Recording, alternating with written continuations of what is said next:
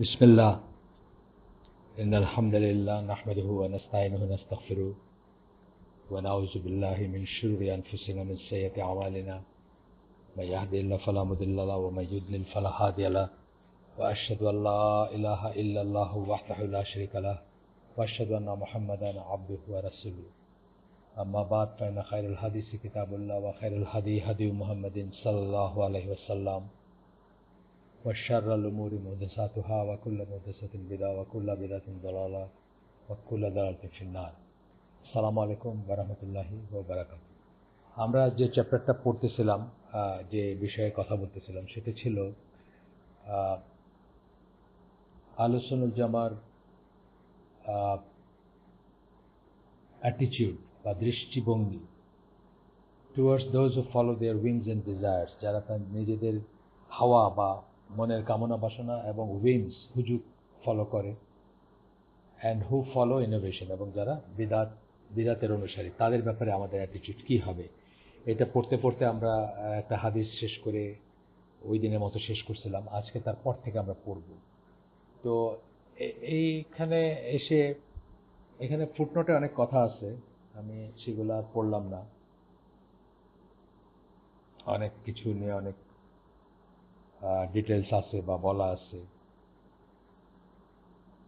বিদাত, যেমন একটা কথা বলা আছে, যেমন ওসমান রাদিয়াল্লাহু আনহুকে হত্যা করার মাধ্যমে বিদাতের সূচনা হয় এবং এটা ফিতনার সূচনা হয়।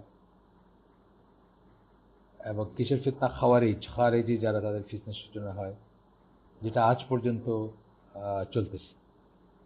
এবং এরপরে একের পর এক বিদাত আসছে, নানা ধরনের বিদাত আসছে।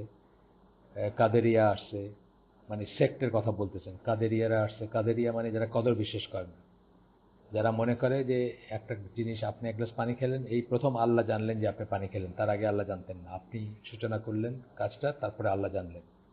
এই ধরনের আর কি, কোনো আল্লাহর আগের প্রায়ের কোনো নলেজ নেই, এই ধরনের জিনিস মনে করে কাদেরিয়ারা। শুনতে মনে হয় যেন এটা কদরে বিশ্বাস করে, তা না, কদর বিশ্বাস করে না।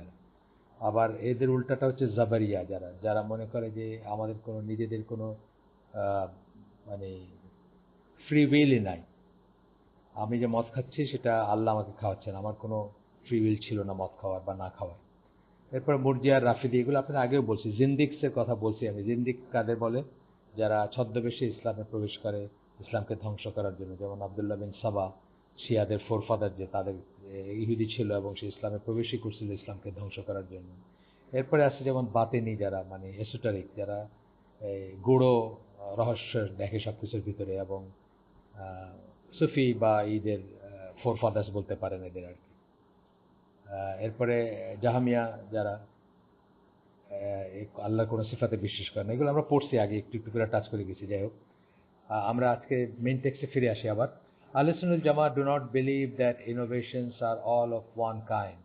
Rather, there are different kinds, some of which put a person beyond the pale of Islam, and some of which are regarded as major sins, and others which are regarded as minor sins. তাহলে বিধাত, আহলে সুন্নাত জামাত বিশ্বাস করে যে বিধাত একই ধরনের না, সবকটা বিধাত এক জাতের না। বিধাতের ভিতরে ক্যাটাগরি আছে।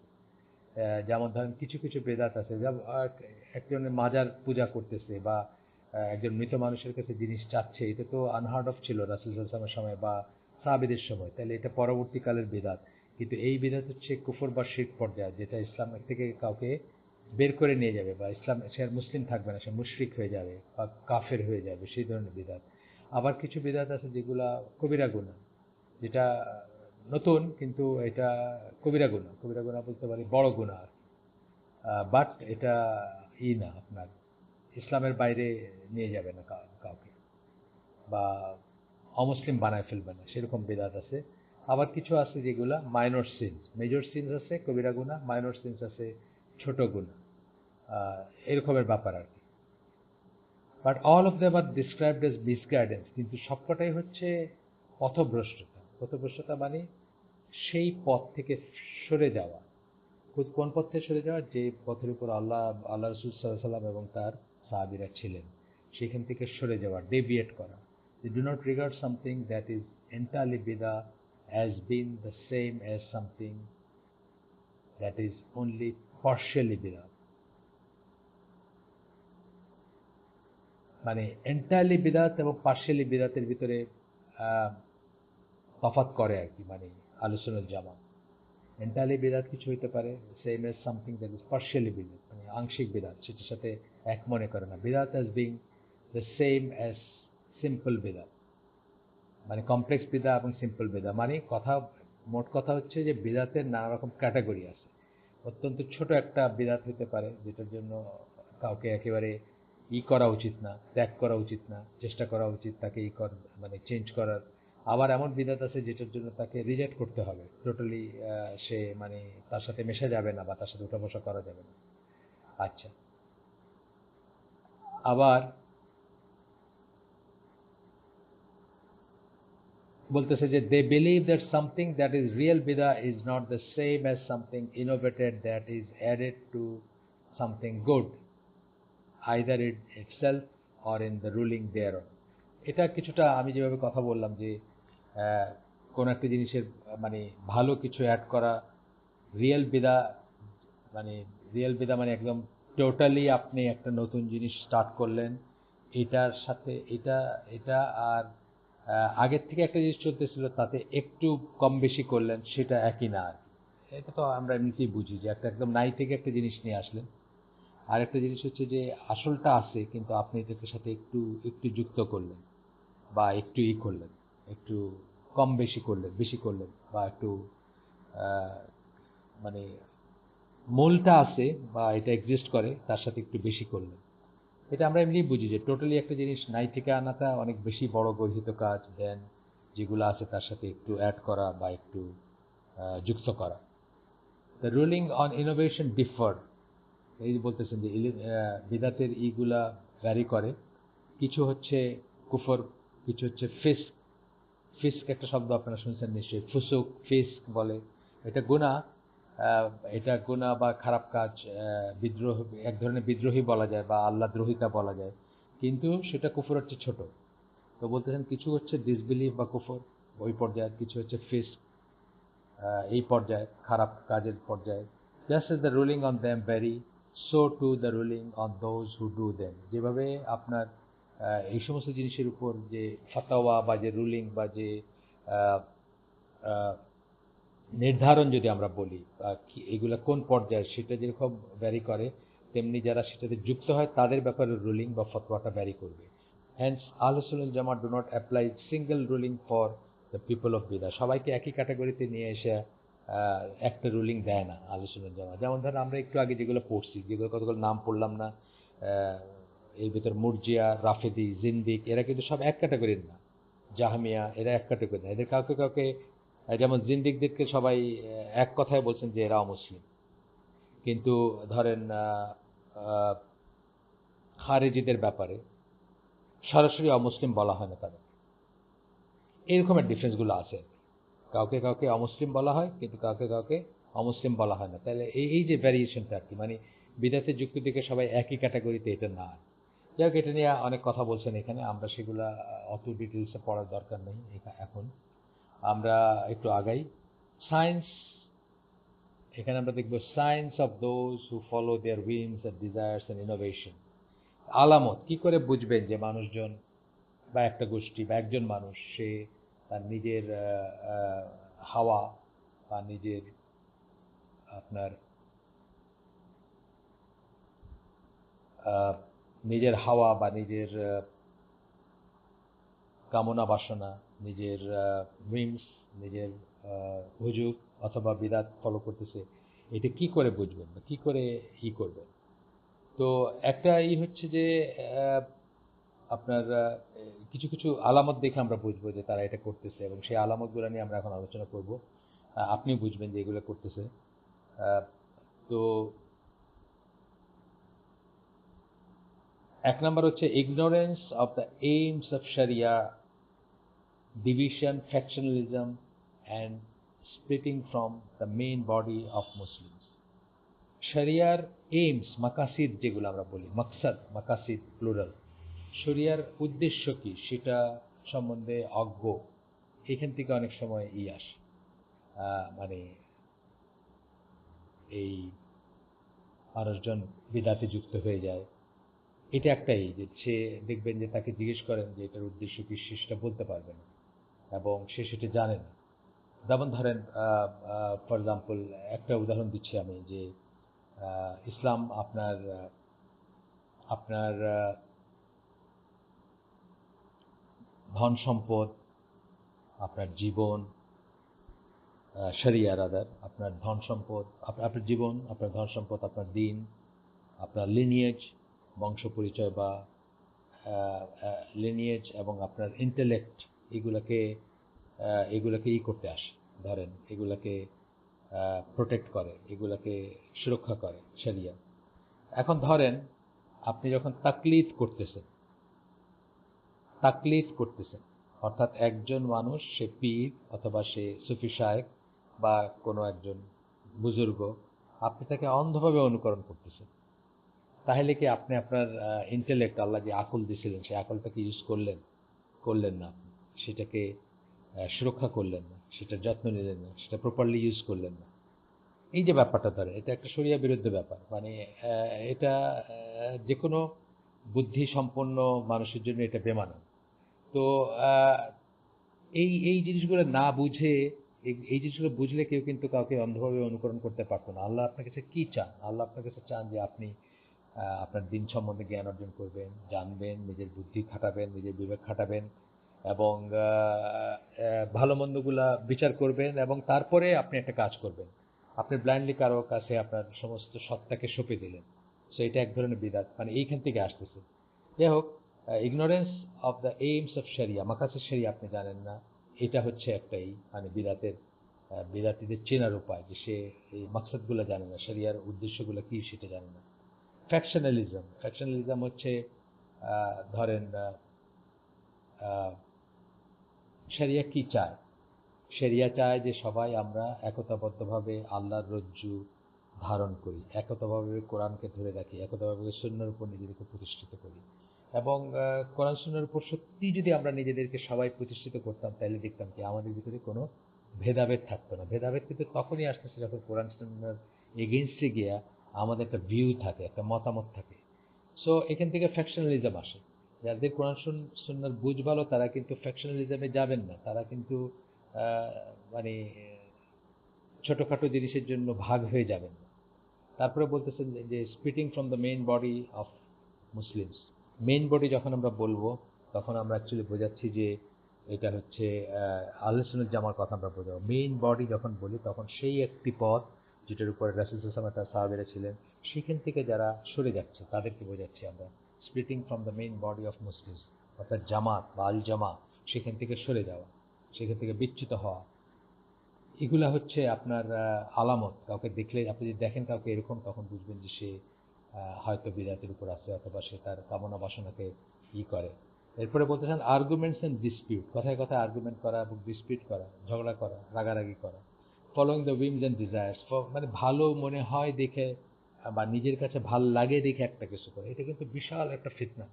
আমি বহু মানুষকে বলতে শুনছি যে আনোয়ার আল আল্লাকি বলে একজন ছিলেন, আপনারা জানেন, মারা গেছেন উনি। প্রথম দিকে তো ওনার লেকচারগুলা বা ওনার এইগুলা খুবই সুন্দর ছিল। আস্তে আস্তে আস্তে আস্তে পরে একসময় উনি রেডিকালাইজড হন এবং রেডিকালাইজড হওয়ার পরে উনি খুব গরম গরম লেকচার দিতেন। বহু ইয়াং ছেলেপেলেকে আপনি বলতে শুনবেন যে আপনি ওনার, মানে আমার ওনাকে ভালো লাগে, মানে তার আইডিওলজি বা তার মতো করে জীবনকে চিন্তা করার কারণ হচ্ছে যে আমার ওনাকে খুব ভাল লাগে। ভাল লাগে কিন্তু আমাদের কোনো দলিল না। ইট মে সো হ্যাপেন যে দুনিয়ার সবচেয়ে খারাপ জিনিসটা আপনার ভালো লাগে, আমাদের লাগে। আল্লাহ আমাদেরকে মানে এই দুর্বলতা যে বানাইছেন, যে আমাদের বেস ইনস্টিংক্ট যেটাকে আমরা বলি, একদম বেসিক যে ইনস্টিংক্টগুলো, বেসিক ইনস্টিংক্টগুলোতে অ্যাকচুয়ালি কি, বেসিক ইনস্টিংক্ট কি আমাদের, সেগুলাকে সেখানে কিন্তু অ্যাপিল করে সব খারাপ জিনিসগুলো। আমি সাধারণত একটা উদাহরণ দিই, খুব সামান্য একটা উদাহরণ দিই, মানে ডেইলি লাইফ থেকে। আপনাদেরকেও তো বলছি যে করলা এবং চিরতা, আমরা ছোটবেলা থেকে বড় হয়েছি, আমাদের মায়েরা কত চেষ্টা করছিল আমাদেরকে একটু তিতা খাওয়াইতে, করলা খাওয়াইতে বা চিরতার পানি খাওয়াইতে, যাতে শরীরটা ভালো থাকে, বা এই ধরনের আরো জিনিস, সুস্বাস্থ্যকর যেসব জিনিস বা সুস্বাস্থ্যের জন্য যেসব জিনিস, স্বাস্থ্যকর যেসব জিনিস আমাদের মায়েরাই করছেন। অফকোর্স সেগুলো ভালো, আমলকি খাওয়াইতে বা আরো এরকম জিনিস। আমরা কি সেগুলো পছন্দ করছি? আমরা করিনি। আমরা কিন্তু পছন্দ করছি আমাদের জন্য খারাপ যেগুলো, সেগুলো, সেই তেঁতুলের আচার, রাস্তায় বড়ের আচার অথবা চটপটি বা ফুচকা বা অ্যান্ড সো অন। আমরা খারাপ জিনিসগুলোই পছন্দ করি। তাহলে আমাদের মতো সাধারণ মানুষ কিন্তু আমাদের যেটা ভালো লাগবে সেই ভালো লাগার জিনিসগুলো ইউজুয়ালি ভালো না। আমাদের গান ভাল লাগবে, আমাদের নাচ ভাল লাগবে, আমাদের নাটক ভাল লাগবে, আমাদের সিনেমার ভাল লাগবে, সেগুলো আমাদের জন্য ভালো না। আর যে জিনিসগুলো ভালো, কোরআন পড়া বা সকালে উঠে একটু হাঁটা বা তাড়াতাড়ি রাতে ঘুমানো, ধরেন আমি উদাহরণ দিচ্ছি, খুব রেগুলার একটা লাইফ, রেজিমেন্টেড লাইফ লিড করা, এগুলো আমাদের জন্য ভালো, কিন্তু এগুলো কিন্তু আমাদের ভালো লাগে না। সুতরাং এই ভালো লাগাকে প্রাধান্য দেওয়া, যেটা এই হুইমস অ্যান্ড ডিজায়ার্স আবার আসলো, এটাও কিন্তু বিদাতের একটা একটা লক্ষণ, বা এটার থেকে মানুষ বিদাতে যুক্ত হয়, খেয়াল করার ব্যাপার আছে। সো আমাদের মতো সাধারণ মানুষের চিন্তা করব যে ভালো লাগা এবং ভালো দুটোর ভিতরে আমরা ডিফারেন্সিয়েট করার চেষ্টা করব, এবং যেটা ভালো সেটাকে আমরা গ্রহণ করার চেষ্টা করব। নিজের ভালো লাগার কাছে নিজেকে বলি দিব না আর কি। অর্থাৎ এই জন্যই আল্লাহ বলছেন, সূরা ফুরকানের একটা আয়াত আমরা বলি মাঝে মাঝে, অনেক সময় বলছি আপনাদের, তুমি কি তাদের দেখছো যারা নিজেদের ডিজায়ার, নিজেদের হাওয়াকে ইলা বানায় নিছে, হাওয়াকেই লর্ড বানায় নিছে, গড বানায় নিছে, এরকম আয়াতটার মানে সারমর্ম আমি বললাম। তো এটা চিন্তার ব্যাপার আছে। Giving precedence to rational thinking over text of শরিয়া, এটাও বিদাতের একটা কারণ। যখন আপনি রেশনালি চিন্তা করবেন, বাংলাদেশটা গ্রুপ আছে, আমি নাম বললাম না, সবাই চিনবেন, যারা যারা যারা কোরআন অনলি অনেকে বলে বা কোরআনিয়ন বলে তাদেরকে, বা তারা হাদিসকে বিবেক বুদ্ধি দিয়ে বিচার করে, বিবেকের ফিল্টার দিয়ে পাস করলে সেটা হাদিস, বিবেকের ফিল্টার দিয়ে পাস পাস করে যদি পাস করে তাহলে সেটা হাদিস, আর যদি সেখান দিয়ে পাস না করে না যায় তাহলে সেই হাদিস মানা যাবে না বা মানে না তারা। তো এটা হচ্ছে একটা কারণ বিদাতের কারণ। আমরা জানি যে হাদিস হাদিস সহি কি না সেটা নিয়ে আপনি তাহকিক করতে পারেন, চিন্তা করতে পারেন, পড়াশোনা করতে পারেন, গবেষণা করতে পারেন, কিন্তু একবার যখন আপনি শিওর হবেন যে এই কথাটা রাসূল সাল্লাল্লাহু আলাইহি ওয়াসাল্লামের মুখ দিয়ে আসছে, সেটা শুনতে যত যত ইরেশনাল লাগুক সেটাই ঠিক, এবং আপনার আপনার আপনার যুক্তি বা আপনার বিবেক দিয়ে আপনি যেটা বুঝতেছেন সেটা ঠিক না। এই জন্য আপনার আকিদার বই যদি পড়েন, বিশেষ করে আল আকিদা তাহাবিয়া, যে বইটার কথা আপনাকে বলছি আগে, যে 105টা পয়েন্টে ইমাম তাহাবি, ওনার নাম ছিল তাহাবি, তাহাবি একটা জায়গার নাম থেকে আসছে, তাহা একটা জায়গা, ওইখান থেকে তাহাবি, যে ইমাম তাহাবি যিনি, উনি 105টা পয়েন্টে কনসলিডেট করছেন আমাদের আকিদার পয়েন্ট, বা কি কি পয়েন্ট আমরা বিশ্বাস করব সেটাকে। সেখানে একটা পয়েন্ট দিয়েছেন যেটা শুনলে মনে হবে এটা আবার বিশ্বাসের কি আছে, বা এটা আবার মানে আকিদা পয়েন্ট কিভাবে হয়, সেটা যে আমরা মোজার উপরে মাসে করাকেই সঠিক মনে করি, বা এরকম পয়েন্টটা মানে জিনিসটা এরকম। অর্থাৎ মোজা মাসে আমরা করি, কোথায় মাসেটা করি, মোজার পায়ের উপরের অংশটাই করি, কিন্তু উপর মানে সারফেস, যেটা উপরের সারফেসে করি, আমরা কিন্তু পায়ের তলাটা মসতে করি না।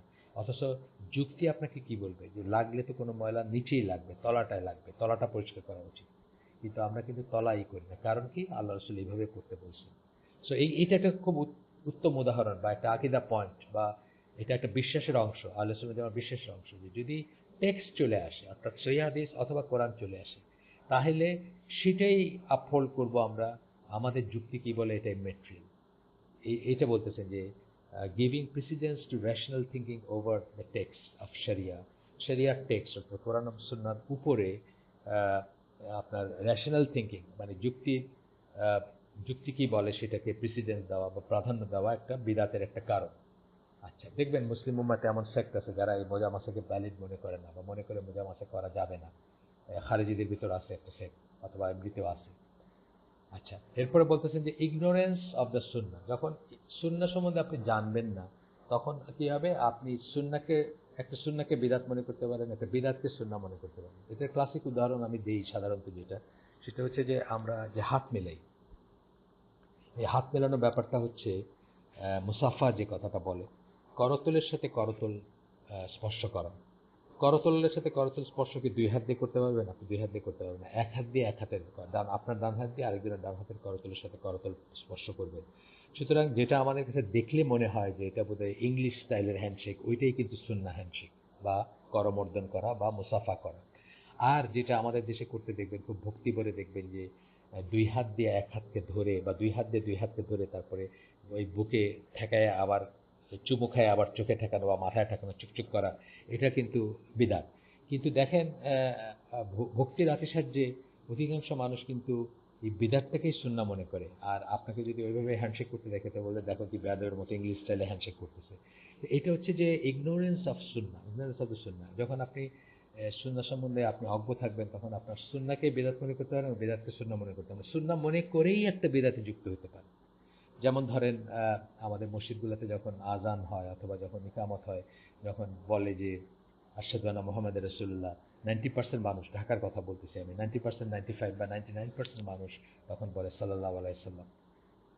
এই রাসূল সাল্লাল্লাহু আলাইহি ওয়াসাল্লামের নাম উচ্চারিত হইলে সাধারণ নিয়ম হচ্ছে যে আপনি দরুদ পড়বেন, সাল্লাল্লাহু আলাইহি ওয়াসাল্লাম বলবেন। কিন্তু এই ক্ষেত্রে সুন্নাহ হচ্ছে আশহাদু আন্না মুহাম্মাদুর রাসূলুল্লাহ বলা। কারণ বুখারী এবং মুসলিম দুইটার হাদিসে আসছে যে এটাকে রিপিট করতে বলছেন আল্লাহ রাসূল সাল্লাল্লাহু আলাইহি ওয়াসাল্লাম। সো আপনার আশহাদু আন্না মুহাম্মাদুর রাসূলুল্লাহ যখন আজানের সময় শুনবেন অথবা ইকামার সময় শুনবেন, তখন কিন্তু ইকামতের সময় শুনবেন, তখন আপনি আসলে কি বলবেন? আশহাদু আন্না মুহাম্মাদুর রাসূলুল্লাহ, ওই ফ্রেজটাই আপনি রিপিট করবেন। এখন যে জানে না, সে মনে করতেছে সে যে সাল্লাল্লাহু আলাইহি সাল্লাম বলতেছে এইটাই সুন্নাহ, আর আপনি যদি পাশে দাঁড়ায় আশহাদু আন্না মুহাম্মাদুর রাসূলুল্লাহ বলেন, এটাকে বেদাত মনে করতেছে। তাহলে এটার কারণ হচ্ছে সে সুন্নাহ সম্বন্ধে জ্ঞান নাই দেখে। একজন স্কলার বলছেন, যেমন ধরেন সুন্নাহ পালন করতে হলে তো সুন্নাহ কি সেটা জানতে হবে। ট্রু, এটা সত্যি কথা, সুন্নাহ কি সেটা জানতে হবে। শুধু না জানেন, ধরেন টুপির কথা বলতে, একটি হাদিস পাবেন না যেখানে আল্লাহ রাসূল সাল্লাল্লাহু আলাইহি ওয়াসাল্লাম নির্দেশ দিয়েছেন যে টুপি পরেন বা মাথা ঢেকে নামাজ পড়েন। একটি হাদিস পাবেন না টুপি পড়তে বলছেন, পাগড়ি করতে বলছেন বা এই ধরনের কিছু বলছেন। অথচ এইটাকে কি সাংঘাতিক প্রাধান্য দিবে, মানে আমাদের এখানে মনে করবে, আপনার দিকে তাড়া করে তাকাবে যে সে যেটা বলেন নাই সেটাকেই প্রাধান্য দিচ্ছে বেশি। অথচ যে জিনিসটা মানে ইম্পারেটিভ বা অর্ডার দিয়ে বলছেন, সেই জিনিসটাকে প্রাধান্য দিচ্ছে না। একদিন আমরা একটা জায়গায় গেছিলাম, ওই দোহারে, আমাদের এক দিনী ভাই তার গ্রামের মসজিদে নিয়ে গেছিলেন, আকরামুজ্জামান ভাই ছিলেন আমাদের সাথে। তো ওইখানে আমাদের ওই ওনার মসজিদের ইমামটা বিদাতি অফকোর্স, এবং তাকে কিছু জিনিস বোঝাইতে কথা হচ্ছিল। তো ওই ওই ওই মজলিসটা বা ওই সিটিংটা হলো মসজিদের ভিতরে। তো আমরা মসজিদে ঢুকলাম যখন প্রথমে, আমি এবং আকরামুজ্জামান ভাই 2 রাকাত সালাত পড়লাম, পড়ে বসলাম। আর আর সবাই এমনি বসে গেল, ওই ইমাম সহ আর কি। সো ইমামটা টুপি নিয়ে খুবই করছে, কারণ আমাদেরকে যিনি নিয়ে গেছিলেন দিনী ভাই, যার বাড়ি দোহারে, উনি মসজিদের মোতোয়াল্লি এবং ওই কি বলে সভাপতি। কিন্তু তাকেই সে একদিন খুব চার্জ করে বসছে, উনি টুপি ছাড়া নামাজ পড়ছেন দেখে। এবং এইটা নিয়ে তাকে বোঝানোর একটা চেষ্টা চলতেছে যে ইট ইজ ওকে টুপি দিচ্ছেন আপনি, কিন্তু এটাকে যে মাস্ট মনে করা হয় সেটা আরেক ধরনের বাড়াবাড়ি, বা সেটা ইটসেলফ একটা বিদাতে পরিণত হবে যদি আপনি মনে করেন যে টুপি ছাড়া নামাজ হয় না বা টুপি এটা পড়তেই হবে। তো এরই একটা পর্যায়ে আমি বললাম তাদেরকে যে আকরামুজ্জামান ভাই বললেন যে একটা হাদিস নাই এই মর্মে যে টুপি পরার কথা, কাউলি হাদিস রাসূলুল্লাহ সাল্লাল্লাহু আলাইহি ওয়াসাল্লাম বলছেন যে টুপি পরো নামাজের জন্য ভাই। তখন আমি বললাম যে দেখেন, আপনি এটার জন্য কত বড় একটা সভা বসায় ফেলছেন, এই ইমাম সাহেবরে বললাম। অথচ যেটা খুতবা থামায় রাসূল সাল্লাল্লাহু আলাইহি ওয়াসাল্লাম জুমার খুতবায় ছিলেন, খুতবা থামায় একজন সাহাবী এসে বসে পড়ছিলেন, তাকে বললেন তুমি বসে পড়লে যে, তুমি দাঁড়ায় 2 রাকাত নামাজ পড়ো তারপরে বসো। এটা ইম্পারেটিভ। একজন মানুষও কিন্তু ওই যারা ওই মজলিসে ছিল, আমরা 2 জন ছাড়া বাকিরা কিন্তু কেউ এই নামাজটা পড়লো না, বসে গেল। তখন আকরাম ভাই বললেন যে দেখেন, যেটা ইম্পারেটিভ সেটার আপনার কাছে ইম্পর্টেন্স নেই, অথচ যেটা বলেন নাই, যেটা একটা আদত ছিল আরবের লোকরা মাথা ঢেকে রাখতো, সেইটাকে আপনি নিয়ে এসে সেটাকে একটা পয়েন্ট বানাচ্ছেন। এটা হচ্ছে অজ্ঞতার কারণে। কারণ সুন্নাহ কাকে বলে, সুন্নাহর ভিতরে প্রায়োরিটি কোনটা বেশি, কোনটা আদতের সুন্নাহ, কোনটা আপনার ইবাদতের সুন্নাহ, এগুলো জানার ব্যাপার আছে। সে না জানলেই কিন্তু সে বিদআতে যুক্ত হবে এবং সুন্নাহকে বিদআত মনে করবে এবং বিদআতকে সুন্নাহ মনে করবে। আচ্ছা, আরো একটা কারণ হচ্ছে বিদআতে যুক্ত হওয়ার, discussion of the ambiguous text of the Quran. এটা খুব ইম্পর্টেন্ট জিনিস। আপনি দেখবেন মানুষ অ্যাম্বিগুয়াস টেক্সট যেগুলো, অর্থাৎ যেগুলো ব্যর্থ আমরা বলি, ডাবল মিনিং হতে পারে বা একের বেশি মিনিং হতে পারে, সেরকম টেক্সটগুলো নিয়ে কিন্তু মানুষ মাতামাতি করছে। আল্লাহ সূরা আলে ইমরানের 7 নম্বর আয়াতে বলছেন, যাদের হৃদয়ে বক্রতা আছে তারা মুতাশাবি আয়াত নিয়ে কথা বলে বেশি। বুঝছেন না, মানে জল ঘোলা করতে চায়। এই রাসূল সাল্লাল্লাহু নূরের তৈরি নাকি, বা আল্লাহর আরশটা কিরকম কোথায়, বুঝছেন না, মানে যে জিনিসগুলো আল্লাহ নিজে আইদার পরিষ্কার করেন নাই, মানুষের জ্ঞানে ধরবে না দেখা, অথবা পরিষ্কার করার প্রয়োজন মনে করেন নাই, অথবা যেগুলোর অনেকভাবে ইন্টারপ্রেট করা যায়, সেই ধরনের আয়াত নিয়ে মাতামাতি করবে। কিন্তু মুহকামাত আয়াত যেগুলা কোরআনের জিস্ট বা সেন্ট্রাল কোর জিনিস যেগুলা, সেগুলাকে কিন্তু তারা করবে না। দেখবেন যে এই সুফিদের এই অভ্যাসটা আছে, যারা পীর ফকির, তারা রসুল হাসানকে নূরের তৈরি, তার কি ছায়া হইতো, ছায়া পড়তো, মানে এই ধরনের জিনিসগুলাতেই তারা আছে, যেগুলা এমবিগুয়াস টেক্সট থেকে তারা বের করে করে নিজেরা আবিষ্কার করে। অথচ খুব ক্লিন যেটা আছে, যেটা যেখানে আল্লাহ রসুল বলতেছেন যে আমি তোমাদের মতোই মানুষ, আমার কাছে ওয়াহি আসে। আমি তোমাদের মতোই মানুষ, আমার কাছে ওয়াহি আসে। কোরআনে একাধিক আসে আমার কাছে, আমি স্পেশাল এখানেই যে আমার কাছে ওয়াহি আসে, আর কিছু না। আর সবকিছুতে আমি তোমাদের মতোই মানুষ। আমি ভবিষ্যৎ জানি না, যদি জানতাম আমার কোনো ক্ষতি হতো না, মানে আমার উপর কোনো হার্ম আসতো না যদি আমি জানতাম। আমি কোনো ভবিষ্যৎ জানি না। এইগুলো একদম স্পষ্ট টেক্সট, কোনো রকম অ্যাম্বিগুইটি নেই। এইগুলোকে কিন্তু তারা পাশ কাটায়, দেখবেন যে ওই আহ, বক্রতা, আল্লাহ যেভাবে বলছেন তাদের বক্রতা আছে মনে, সেই জন্য তারা কিন্তু মুতাশাবি আয়াতগুলা বা আহ, যে আয়াতের একাধিক মিনিং হয়, বা যেগুলো আপনার কি বলবো অ্যাম্বিগুয়াস কিছুটা, মানে সরাসরি মিনিংয়ে যাওয়া যায় না, সেই সমস্ত আয়াত নিয়ে তারা নাড়াচাড়া করে। এরপরে বলতেছেন যে এক্সাজারেটেড ভেনারেশন অফ সার্টেন পার্সোনালিটি, মানুষকে শ্রদ্ধা করব, গুণ অনুযায়ী শ্রদ্ধা করব, বাবাকে শ্রদ্ধা করব, মাকে শ্রদ্ধা করব, টিচারকে শ্রদ্ধা করবো, অ্যান্ড সো অন। বড়দের শ্রদ্ধা করব, ইন জেনারেল সম্মান করব, ছোটদেরকে স্নেহ করব। কিন্তু দেখা যাচ্ছে যে এক্সাজারেটেড ভ্যানারেশন, কিছু কিছু মানুষকে এমন ভ্যানারেট করতে, এমনভাবে তাদেরকে করতেছে, যেমন এমনভাবে তাদেরকে শ্রদ্ধা করতেছে বা সম্মান করতেছে যে এখান থেকে এটা বেদাতে পরিণত হচ্ছে। যেমন ধরেন আলী রাদিয়াল্লাহু আনহু যে শুরু, শিয়ারা যেভাবে তাকে ভেনারেট করছে, কোনো কোনো শিয়া তাকে গড ইনকার্নেট মনে করছে, অর্থাৎ হুলুল যেটাকে আমরা বলি, রক্ত মাংসে অবতার, হিন্দুদের যেরকম আছে সেরকম অবতার মনে করছে আলী রাদিয়াল্লাহু আনহুকে।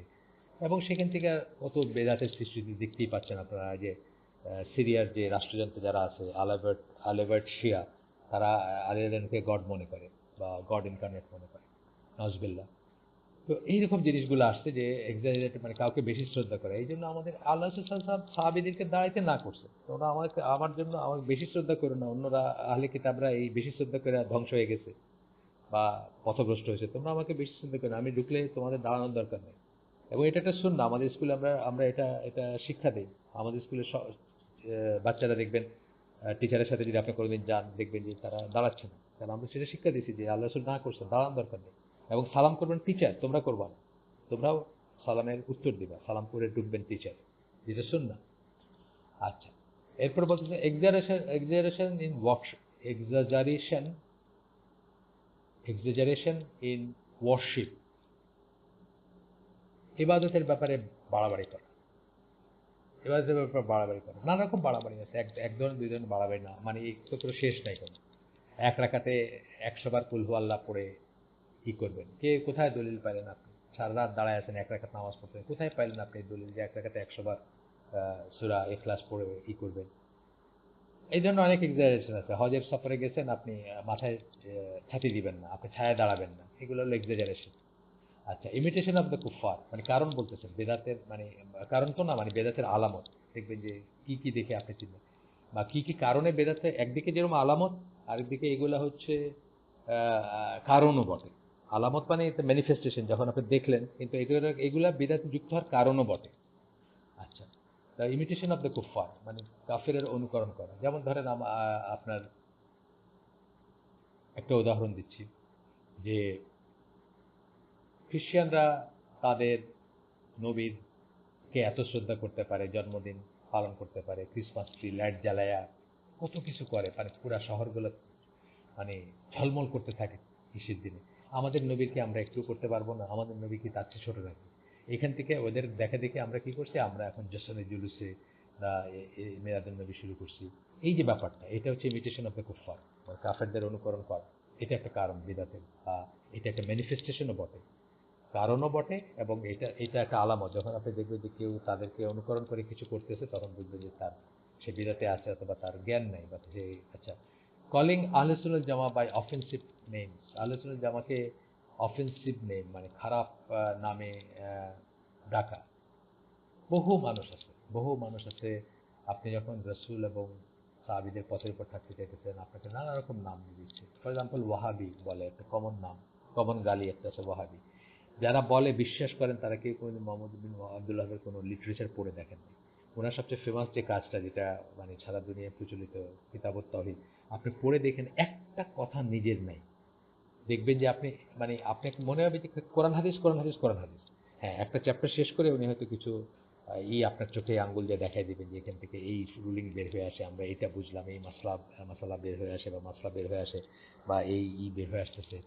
সেটা অন্য কথা, কিন্তু বইয়ের টেক্সটের ভিতরে মেইন বডিতে আপনি দেখবেন কোরআন হাদিস, কোরআন হাদিস, কোরআন হাদিস। তো এই তখন ওয়াহাবি তখন একটা গালি, আসলে সত্যি কথা একটা গালি, ওয়েস্টার্ন ওয়ার্ল্ডেও গালি ছিল।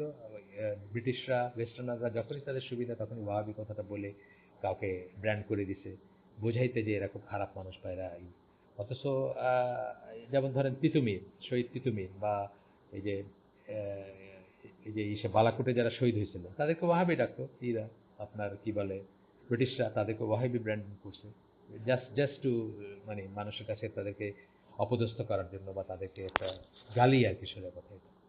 তো আহলে সুন্নাত জামাতকে নানা নামে ডাকবে, কিন্তু যখন বিদাতি হবে তারা কিন্তু নানা নামে ডাকবে, কারণ তারা তো সুন্নাহ কাকে বলে জানে না, সেই জন্য ডাকবে।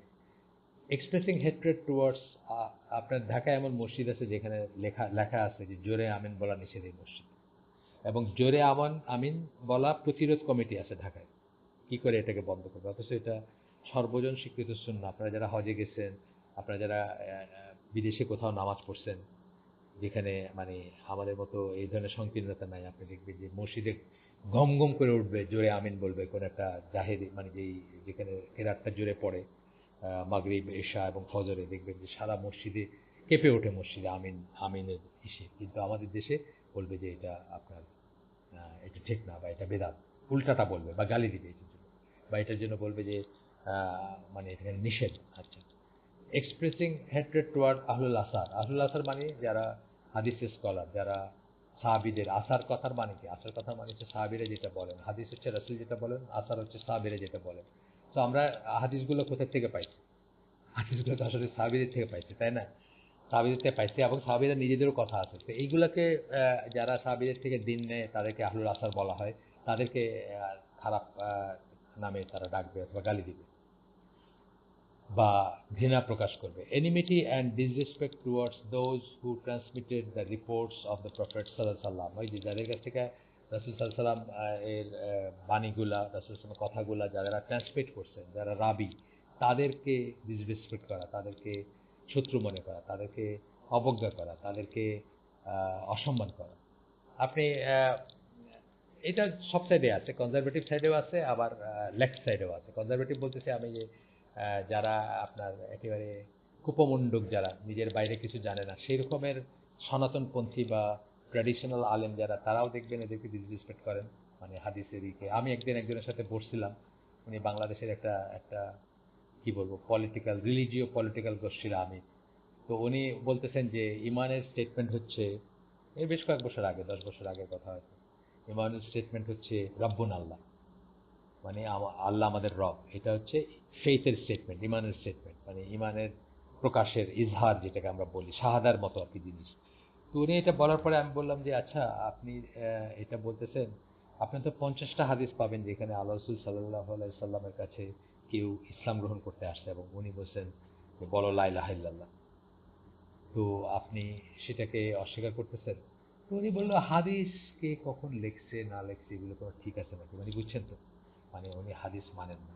কত বড় ধৃষ্টতা আপনি চিন্তা করেন, যেখানে সাহাবিদের, এটা হচ্ছে আমি বললাম যে কনজারভেটিভ সাইডে, মানে অ্যাপারেন্টলি আপনার তাকে দেখতে মনে হবে আরে কত দিনদার, কত এখলাস, কত তার আকীদা হচ্ছে বা তার হচ্ছে এটা, মানহাজ হচ্ছে এটা। আর অন্য সাইডে আমি পড়ছি যে মরক্কো, মরক্কো বর্ন, মরক্কো অরিজিনের ছিলেন, মারা গেছেন, আপনার বার্কলির টিচার ছিলেন উনি। তো ওই মহিলা ধরেন আপনার ফেমিনিস্ট ছিলেন। উনি যেমন আপনার ইসেকে, এই যে কি বলে আপনার আবু হুরায়রা রাদিয়াল্লাহু আনহু, আবু বাকরা, ওনাদেরকে খুব তুচ্ছতাচ্ছিল্য করছেন যে এনারা হাদিসই করছেন, এনারা কিরকম মানুষ ছিলেন বা এই ছিলেন, নজবিল্লাহ। মানে এই জিনিসটা বলতেছে, এটা কখনোই এই বিদাতের লোকরা করবে এটা, বা আহলে সুন্নাত জামার বা আহলে সুন্নাত ওয়াল জামার অনুসারী যারা, তারা কোনোদিন এটা করবে না। আচ্ছা, তারপরে হচ্ছে আপনার ফাতেমা মেরনিসি ওনার নাম, যদি আপনারা দেখতে চান, আমি ওনার 2-3টা বই পড়ছি। উনি অল্প দিন হয় মারা গেছেন, হয়তো বছর 7-8 হবে। বার্কলির টিচার ছিলেন, একের বেপর্দা মহিলা, খোলা মাথা, মানে গাউন পরা, স্কার্ট পরা, হোয়াট এভার। উনি বলতেছেন যে হাদিস, এই যে মানে মানে যেহেতু আবু বাকরা বা আবু হুরায়রা রাদিয়াল্লাহু আনহুর বর্ণনার কিছু হাদিস মেয়েদের অসুবিধা হয়, তার মতো মেয়েদের, সুতরাং উনি বলতেছেন যে ওনাদের তো এরকম, ওনারা কি ধরনের মানুষ ছিল, ওনাদের কথা দিয়া মানে ইত্যাদি ইত্যাদি, নজবিল্লা, তাদের তাদের চরিত্র হনন করা যেটাকে বলে। তো এটা বললেন আর কি, এই কথাটা বলতেছেন যে ম্যানিফেস্টেশন বা আলামত কি যে কেউ বিদাতের উপর আছে, দেখবেন যে সে হাদিস যারা বর্ণনা করছেন, রাবি যারা যারা ট্রান্সমিট করছেন, তাদেরকে তারা পছন্দ করে না, তাদেরকে শত্রু মনে করে, ডিনাউন্সিং দেয়ার অপোনেন্টস অ্যাজ কাফির উইথ নো এভিডেন্স। এবং দেখবেন যে বিদাতি যারা, তারা কথায় কথায় কোনো দলিল ছাড়া অন্যকে কাফের বলতেছে, যেটা আমরা অলওয়েজ আপনাদেরকে সাবধান করছি যে আমরা কিছুতেই মুখ দিয়ে কথাটা বের করবো না, আনলেস কোনো মুস্তাহিদ আলেম বা রাষ্ট্রযন্ত্র মুসলিম দেশের তারা বা কোনো কাজই এটাকে করে, ততক্ষণ পর্যন্ত আমরা কারো ব্যাপারে পার্সোনাল ব্যাপারে বলবো না। আমরা বলবো কিসের ব্যাপারে, একটা অ্যাক্টের ব্যাপারে বলতে পারি, যদি মনে করি যে হ্যাঁ এই কাজটা কুফর, এটা একজন পার্সন কাফের কিনা এটা আমাদের বিচার্যের বিষয় না। Seeking the help of those in authority against the people of truth,